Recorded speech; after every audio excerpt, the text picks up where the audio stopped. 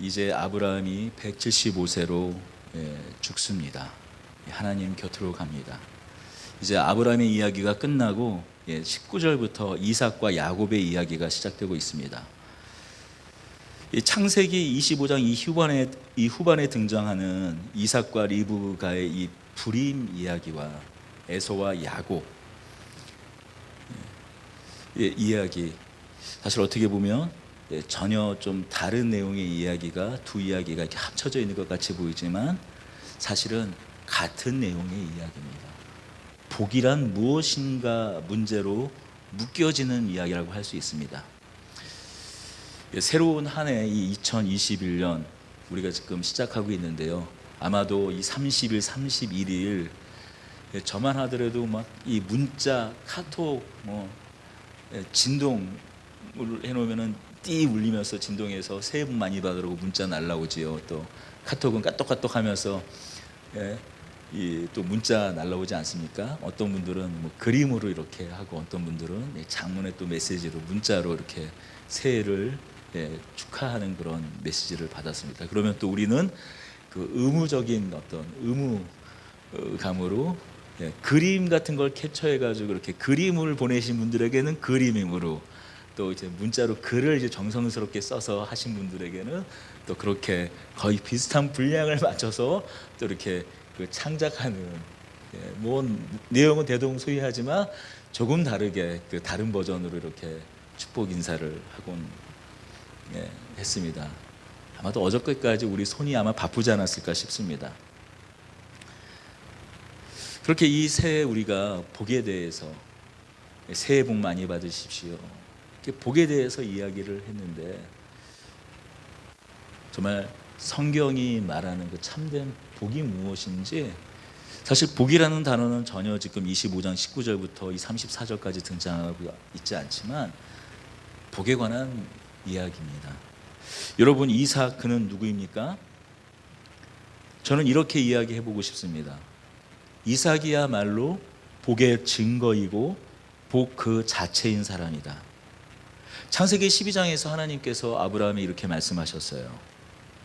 내가 너로 큰 민족을 이루고 내게 복을 주어 내 이름을 창대하게 하리니 너는 복이 될지라. 하나님께서 아브라함을 통해 큰 민족을 이루게 하시고 아브라함의 이름을 창대하게 하시는 이 일이 구체적으로 나타난 사람이 누구입니까? 그 증거가 누구입니까? 바로 이삭이에요. 아브라함이 100세에 낳은 자녀입니다. 하지만 아브라함도 75세에서 75살, 그러니까 75살에 하나님의 인도하심으로 가나안 땅에 온 지 25년 만에 이삭을 낳지 않았습니까?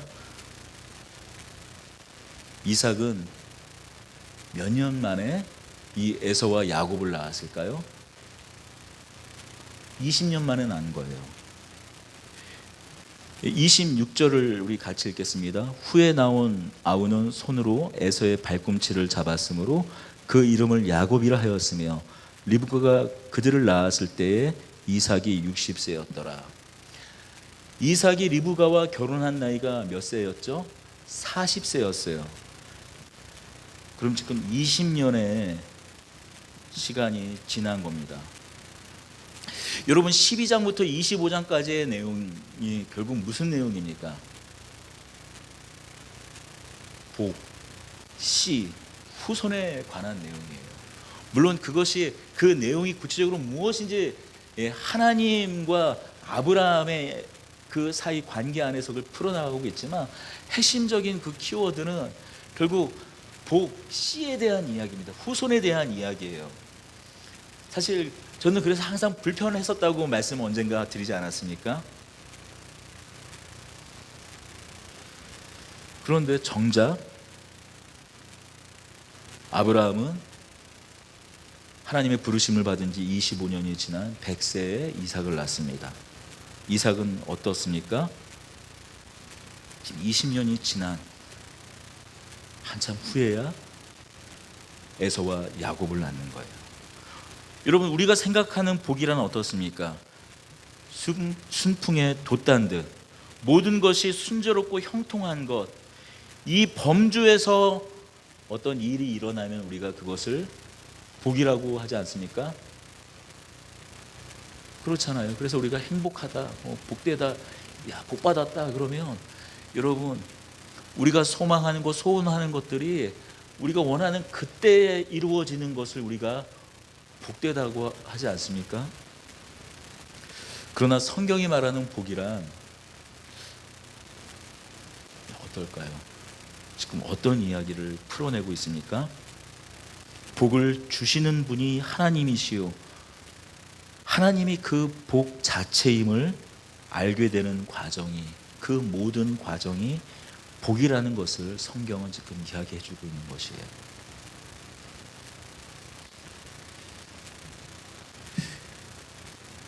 창세기 12장부터 25장까지 이야기는 결국 아브라함이 하나님을 만나는 과정 아닙니까?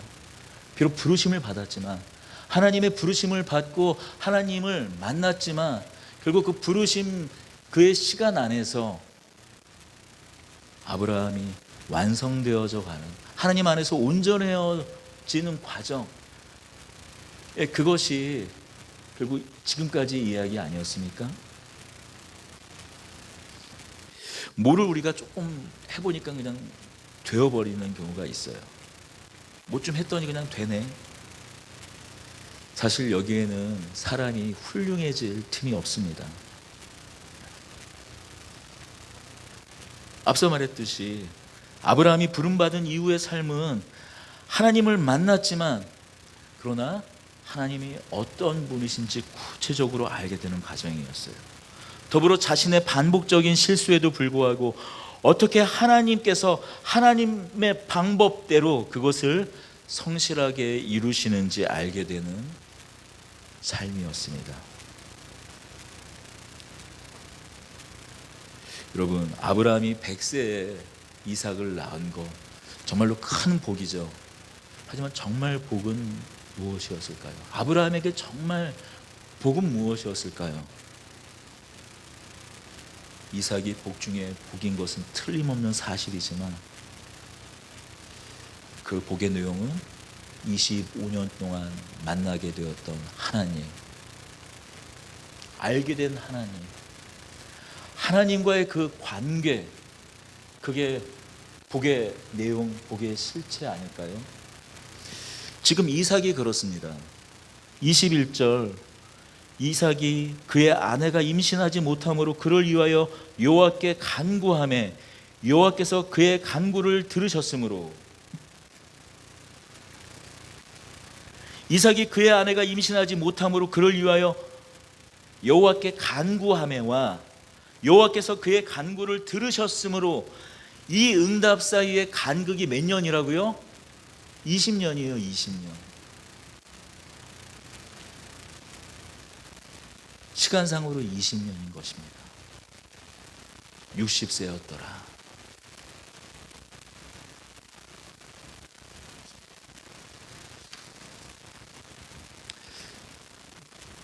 이삭은 그 자신이 그 아버지 아브라함의 부르심에 대한 하나님의 응답인 것을 아는 사람이었어요. 이삭 그 자체가 아브라함의 기도에 대한 응답이었어요. 이삭 그를 통해서 아브라함에게 내 나라를 내 씨를 통해서 이룰 것이다, 그 약속하신 응답이 이삭입니다. 그렇다면 여러분, 웃자고 하는 얘기입니다. 이삭이 리브가랑 손만 잡아도 쏙쏙 아이를 낳아야 되는 거 아니에요? 우리 그 하는 얘기 있잖아요. 손만 잡았는데 아이가 생겼다고. 정말 그런 삶을, 그런 이삭, 그런 리브가가 되어야 맞지 않습니까? 아니, 복 그 자체인데, 하나님의 응답인데 왜 이렇게 힘들게 아이를, 자녀를 갖게 되냐라는 것이죠. 하나님께서 형통케 하셨다라는 사람인데, 하나님께서 복을 주셨다라는 사람인데,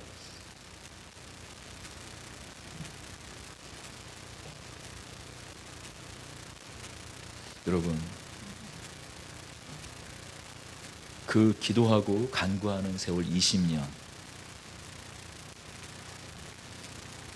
이삭이 이렇게 생각했을까요? 야, 아버지의 삶을 보니까, 아버지 그 아브라함의 삶을 보니까, 그래, 하나님의 약속은 한 보통 20년은 기본빵이다. 기본 20년은 돼야 하나님께서 이제 슬슬 뭐 일을 하시는구나 하고, 그 20년 동안 참고 기다리면서 기도하며 하나님께 간구를 했을까요? 그렇게 20년을 버텼을까요? 물론 항상 절망하지는 않았겠지만, 이게 뭔가 하는, 이게 뭐지? 하는 그 20년 아니었을까요? 여러분, 혹시 2년 전에 제 신학교 동기 혹시 부부가 저희 교회에 예비, 물론 우리 제 동기가 많이 오기도 했었지만, 신학교 동기 중에 제 동생 되는 동기, 혹시 그 부부가 주일날 왔던 거 기억하십니까? 저랑 1살 차이 나는 이 동생이에요. 박원일 목사라고, 동기입니다. 근데 그 친구가, 그 박원일 목사가 20년 만에 작년 12월에 아이를 낳았어요. 20년이요, 20년. 거의 20년 만에 아이를 낳았습니다. 애초에 아이에 대한 생각이 없었으면 모르지만, 요즘에는 그 세대가, 거기에 대한 제가 가치 판단은 하지 않겠습니다. 좀 세대가, 우리는 뭐 결혼할 때 아예 우리는 아이를 낳지 말자 이렇게 얘기하고도 결혼을 한다고 합니다. 그것에 대해서 제가 가치 판단은 하지 않겠습니다. 근데 아무튼 자녀에 대한 기대를 가지고 있다면, 자녀가 없을 때, 그게 1, 2년이 아니라 20년의 시간일 때, 여러분 어떤 생각이 날까요? 어떤 생각이 들까요? 거기다가 목사예요. 목사가. 여러분, 목사가 자녀가 없잖아요. 청빙도 되지 않아요. 그냥 드리는 말씀이 아니에요. 자녀가 너무 많아도 청빙이 안 됩니다. 왜냐하면 교회에서 그 생계를 책임져야 되니까, 자녀들을 다 대학 보내고 교육시켜야 되니까, 어떻게 됐는지 자녀가 너무 많아도 청빙이 안 돼요. 그런데 웃기는 게 뭔지 아세요? 자녀가 없어도 청빙이 안 돼요. 왜요? 왜일 것 같으세요? 답 안 해도 무슨 얘기인지 아시죠? 지질이 복도 없는 놈이 무슨 담임 목사냐라는 거예요. 쉽게 이야기하면 자녀가 없어도 청빙이 안 돼요. 제 주위에서 많이 봤습니다.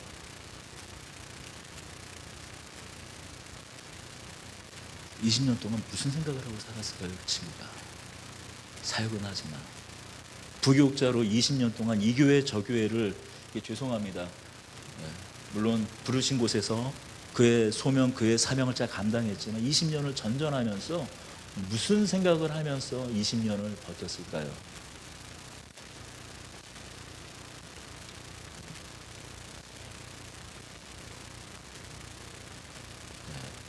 손만 잡아도 아이가 생겼던 저는 잘 이해 못하는 그런 삶을 살았을 겁니다. 그러나 제가 지켜보건대 참 말할 수 없는 많은 아픔을 그 두 부부가, 박원일 목사와 그 사모가 견뎌야 했던 것은 분명해요. 그러나 그보다 또 더 중요한 사실은 뭐냐면, 자녀가 넷인 저보다도 1살 어리지만 그 친구가 저보다 한 10배는 더 훌륭하다는 사실이에요. 여러분, 하나님께서 복이시고 복을 주신다라는 것은 다만 우리가 생각하는 그런 형통의 개념이 아니에요. 순풍에 돛단 듯이 뭐가 짠하면은, 기도하면 딱 무슨 일이 일어나고, 그런 개념이 아니라는 것입니다. 하나님께서 그 내용을 만드시고, 하나님께서 그 내용을 담아내는 그릇을 만들어내는 그 모든 과정이 복입니다. 다시 말하면 하나님께서 그 하나님을 담을 그릇을 한 인생 가운데 만드신다라는 거예요. 여러분, 혹시 죽을 것 같다, 그러면 지금 여러분, 우리 믿음 안에서는, 신앙 안에서는 내가 복을 받고 있구나, 그렇게 생각하셔도 됩니다. 복을 담는 하나님을 담아내는 그릇을 만들어가고 계시는구나. 하나님께서 내 인생을 마치 대장장이가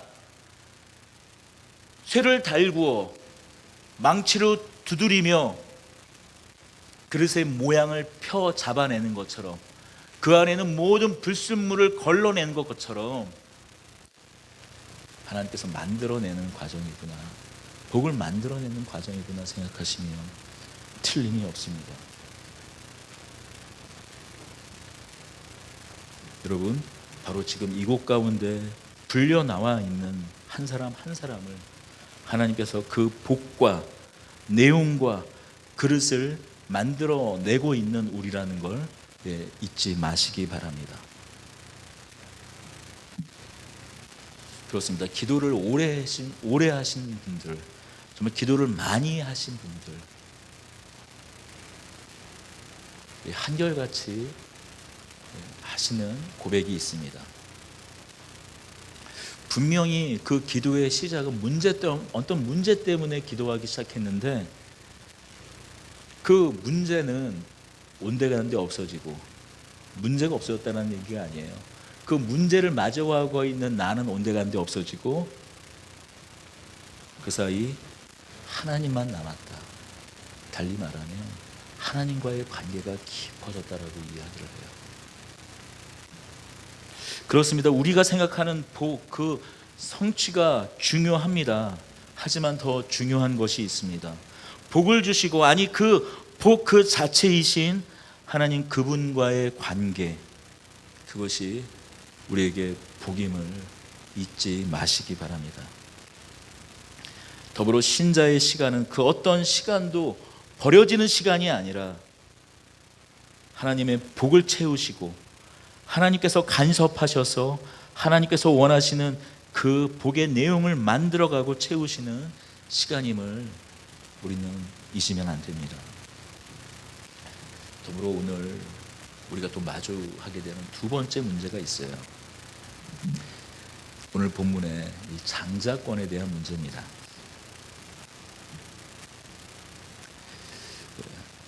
야곱이 하나님 나라를 누구에게 세웠습니까? 야곱에게 세웠습니다. 더불어 하나님께서 택하셔서 야곱에게 장자권을 허락하셨습니다. 에서와 야곱의 출생은 그 복중에서부터 싸움의 시작이었죠. 쌍둥이로 나올 때 에서가 먼저 나왔지만, 야곱이 이 형 에서의 발꿈치를 잡으면서 이 뒤꿈치를 붙잡다. 이 야곱이라는 그 이름이 뒤꿈치, 야캡이라는 그 단어에서 나왔어요. 뒤꿈치를 붙잡는 자. 그러니까 우리나라 말이 어떻게, 우리나라 정서가 성경 이스라엘 민족의 정서는 참 비슷한 것 같아요. 우리도 이런 말 있지 않습니까? 발목을 잡다. 똑같은 말이에요. 야곱의 이름이 발목을 잡는 사람, 그러니까 배신하는 사람, 뒤통수 치는 사람, 그런 뜻이에요. 사기꾼, 그런 의미를 갖는 겁니다. 이 두 형제가 이제 자라나서 에서는 오늘 성경의 말처럼 사냥하는 자, 들에서 사는 사람이 되고, 이 야곱은 조용해서 장막에 거하는 자로 성장합니다.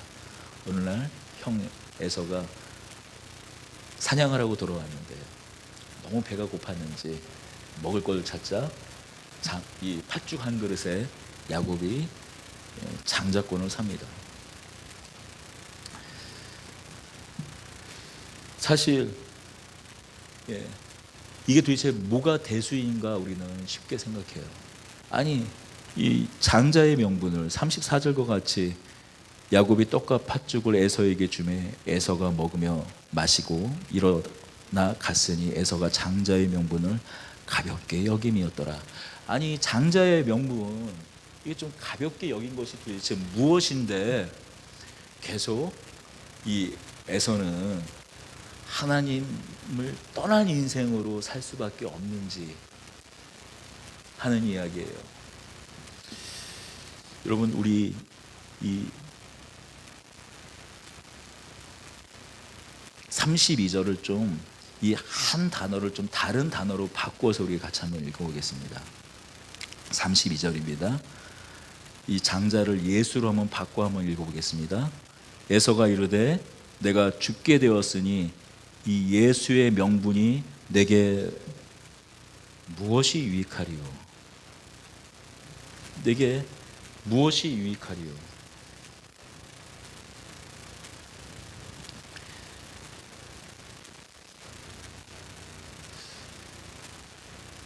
여러분, 사실 이거 가만 들어보면 우리가 많이 어떤 경우에 하기도 하고 듣기도 하는 얘기예요. 예수가 밥 먹여주냐? 예수 믿으면 다냐? 아유 됐어, 밥이나 한 그릇 줘 빨리. 야 예수, 야, 네 일이나 열심히 해.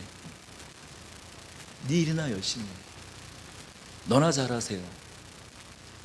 여러분, 우리가 듣기도 하고 잘 듣기도 하고 우리가 예수를 믿는다면서도 하는 얘기예요.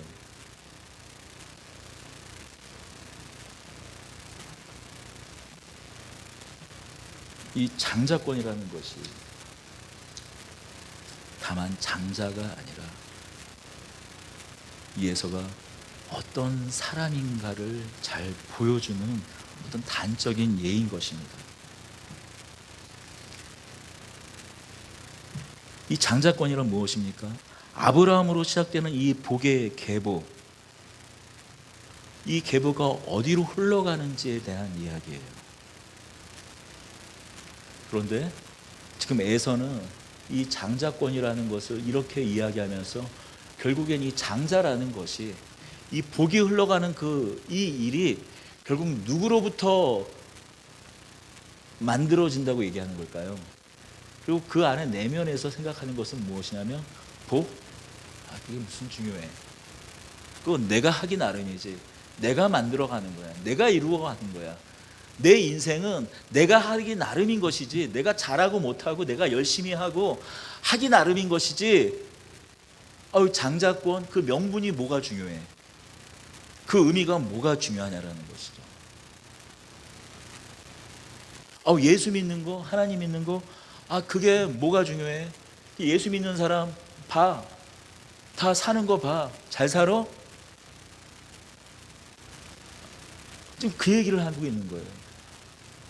신이 중요한 게 아니라, 하나님이 중요한 게 아니라, 어떤 축복이 흘러가는 어떤 그런 하나님의 유업, 하나님의 기업, 하나님의 일하심, 그것을 바라보는 사람이 아니라 나의 능력으로, 나의 힘으로 살아가는 그런 삶의 전형이 바로 에서라는 것이에요.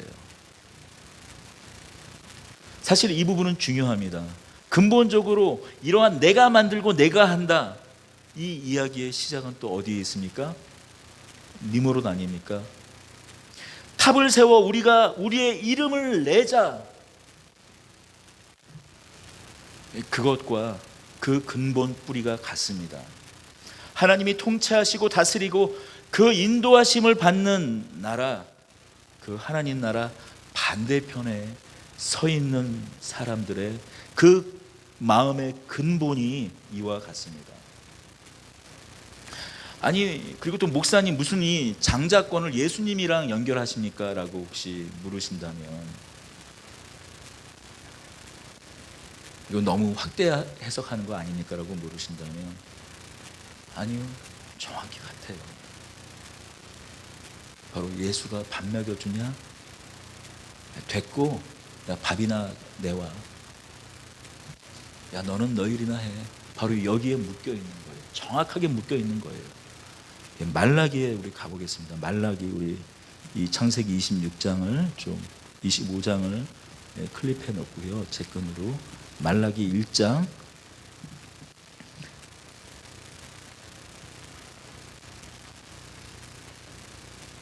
3절과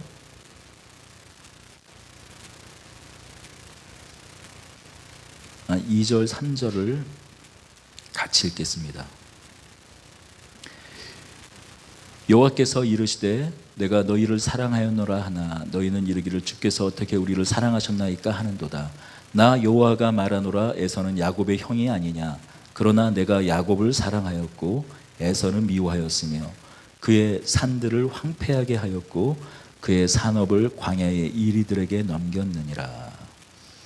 에돔은 말하기를 우리가 무너뜨림을 당하였으나 황폐된 곳을 다시 쌓으리라 하거니와 나 만군의 여호와는 이르노라.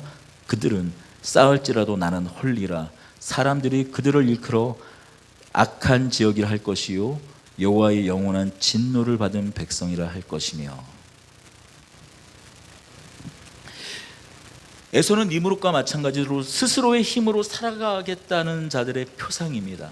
내 인생은 내가 만들어 가겠다. 여러분, 그게 무엇이 도대체 문제입니까? 여러분, 이런 주도성은, 그런 삶의 주도성은 없어서 문제 아니에요? 만약 하나님께서 안 계신 세상이라면, 하나님이 없는 세상이라면, 하나님이 창조하신 세상이 아니라 그저 우리 자연주의자들이 말하는 것처럼 그냥 언제부터 있었는지 모르지만 그냥 그렇게 스스로 있었던 것이 이 세상이라면 그것이 맞죠.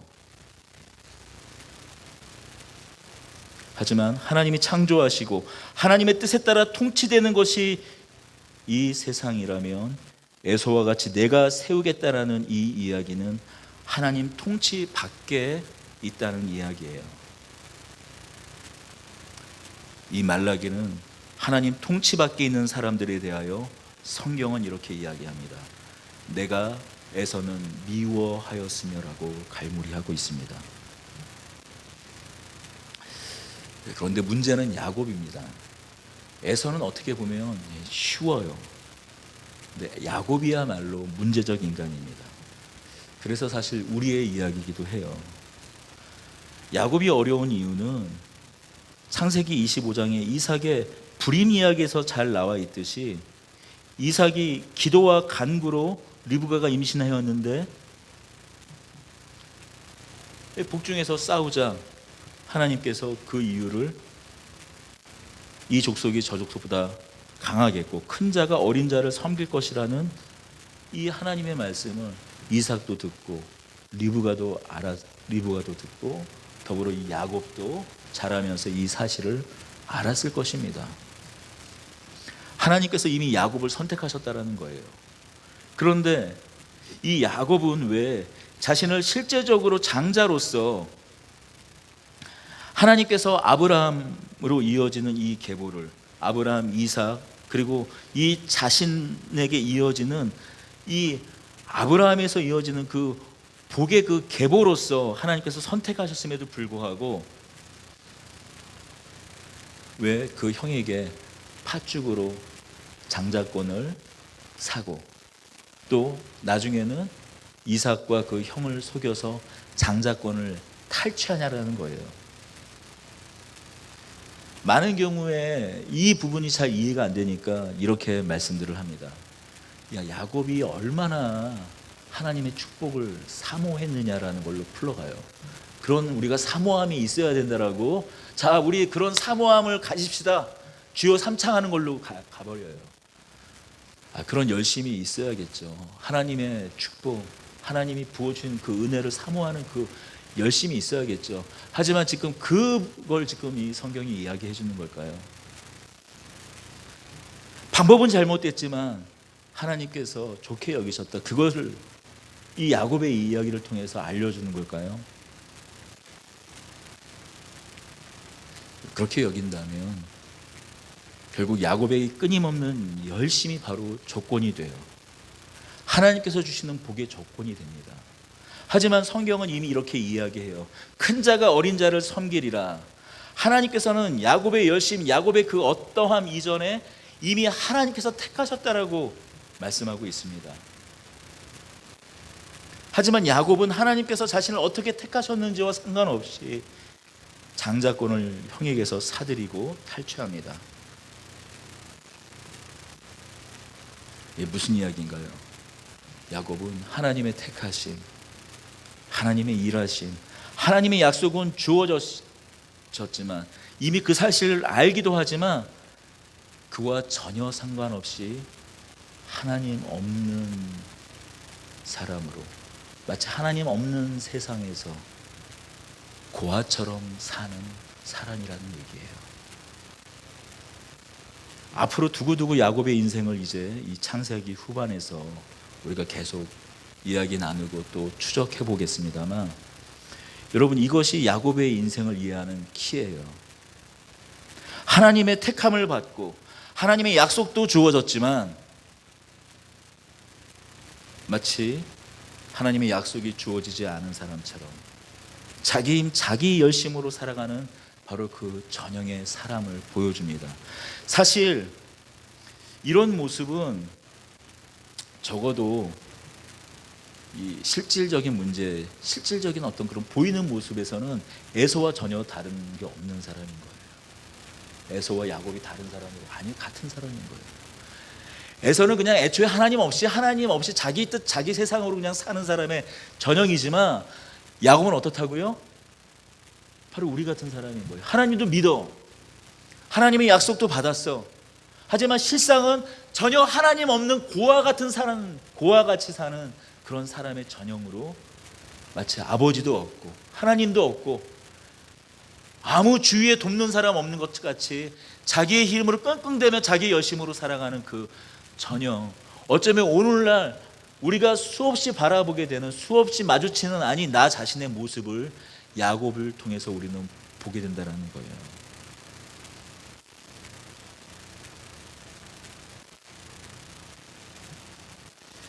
그렇습니다. 우리가 신앙생활을 하면서 평생 하는 싸움이 무엇입니까? 결국 내가 이만큼 했는데 차라리 이런 건 애교죠. 하나님, 내가 이렇게 했잖아요. 계속 하나님 앞에 코람데오가 어떤 의미에서 코람데오냐면, 하나님 저 이렇게 합니다, 이렇게 했습니다, 그러니 이게 아니라 그러니 주십시오. 이거는 차라리 믿음이 좋은 거예요. 그냥 애초에 신앙을 갖게 되었지만 그냥 하나님 따로 나 따라온 거예요. 명목상 내 인생에 하나님이 들어오시긴 했지만 그러나 에서의 삶과 아무 다를 게 없는 것이죠. 적어도 야복강에서 하나님을 야곱이 만나고 그와 하나님과 씨름하기 전까지의 야곱의 인생은 바로 하나님의 선택을 받았으나 하나님은 없는 자였습니다. 야곱의 삶이 어떻습니까? 끊임없이 자기 주도 자기 계획, 우리가 이런 얘기 하잖아요. 넌 다 계획이 있었구나. 야곱이 하나님 앞에서 딱 그거였어요. 넌 다 계획이 있었구나. 그 형 에서가 사냥을 하고 돌아올 때 배고플, 얼마나 말이 있었던 것도 아니고 얼마나 뛰어다녔겠어요. 배고플 그때 딱 맞춰서 팥죽을 하나 딱, 야 그거 놔줘라, 형 장잡고 나한테 넘겨. 이삭이 마지막으로 축복해주기 전에 네가 잡아오는 그 고기 그 죽을 먹고 싶구나, 고기를 먹고 싶구나. 사냥으로 나간 사이에 그 팔에다가 그 에서와 같이 털을 두르고 이삭을 속여서 장자의 축복을 받습니다. 하나님이 보시는 거죠. 넌 다 계획이 있구나.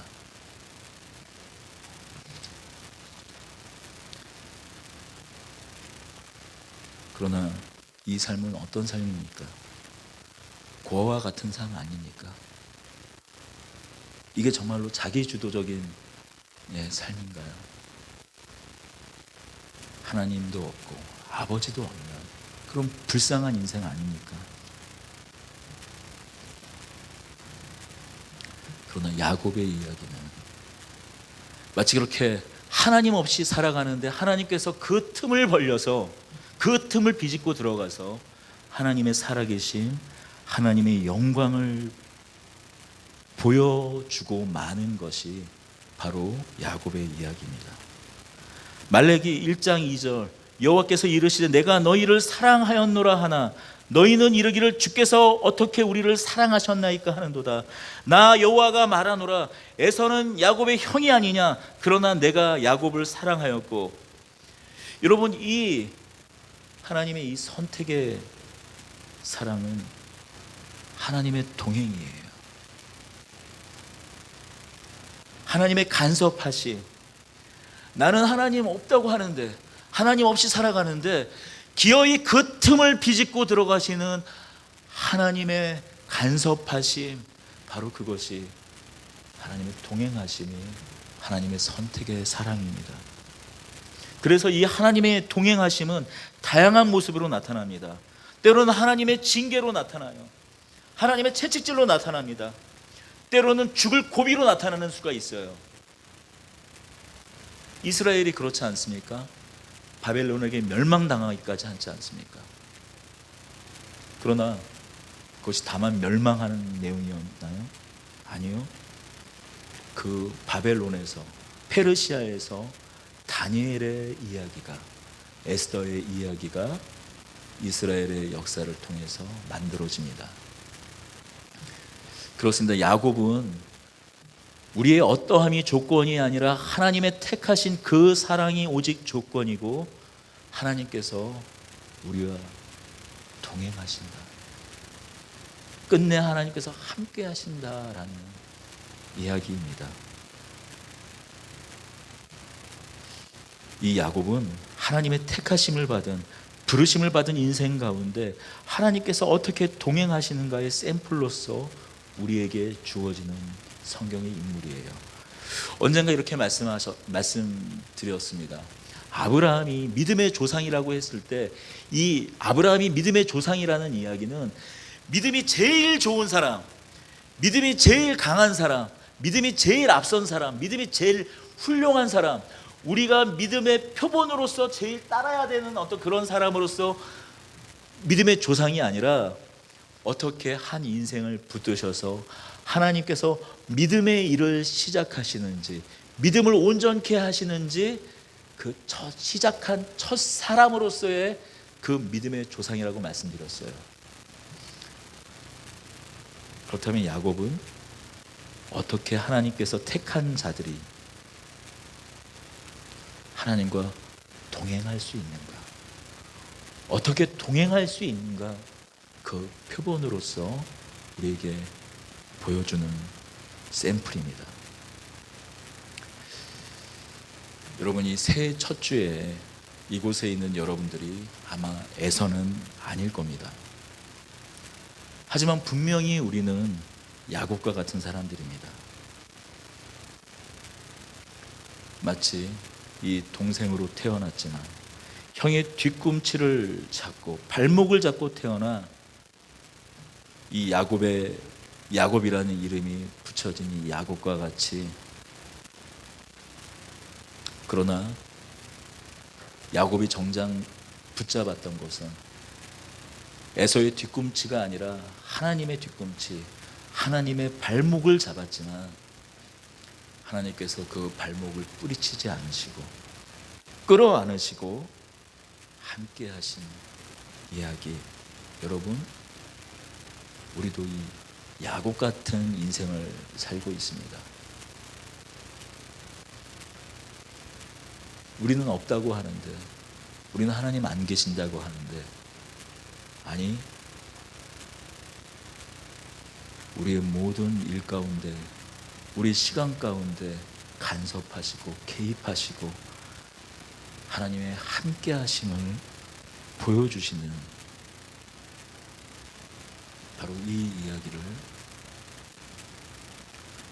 이 또한 이야기 가운데에서 우리 오직 하나님이 사랑하시는 그 사랑이 이유와 조건이 되어서 어떻게 하나님이 야곱의 아버지가 되시는지, 야곱이 하나님의 복된 자녀됨을 확인하는지 우리가 계속